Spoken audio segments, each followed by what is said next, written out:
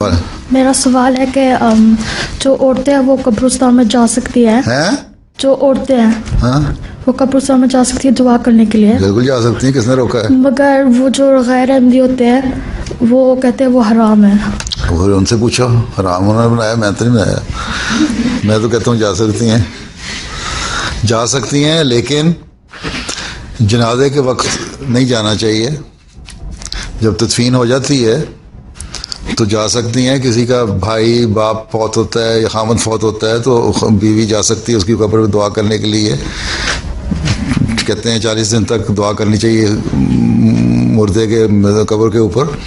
तो उसके लिए औरतें भी जा सकती हैं, बहनें भी जा सकती हैं, बेटियां भी जा सकती हैं, बीवी भी जा सकती है, माँ भी जा सकती है, सारे जा सकते हैं।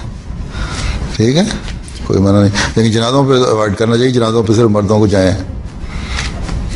लेकिन अगर वो मजबूरी हो, कोई बाहर से गया और जनाजे की तदफीन हो रही है और देखा नहीं यहाँ से कोई फौत हो गया पाकिस्तान में और लंदन से उसका कोई रिश्तेदार अजीज़ है, औरतें हैं करीबी, वो वक्त पे पहुँची हैं जब तदफीन होने लगी है तो उस वक्त कब्रिस्तान में तदफीन के वक्त भी पहुँच जाती हैं। वैसी सख्ती नहीं है लेकिन अमूमन अवॉइड होना चाहिए, मना किया है इससे कि ना औरतें जाएँ कब्रिस्तान में।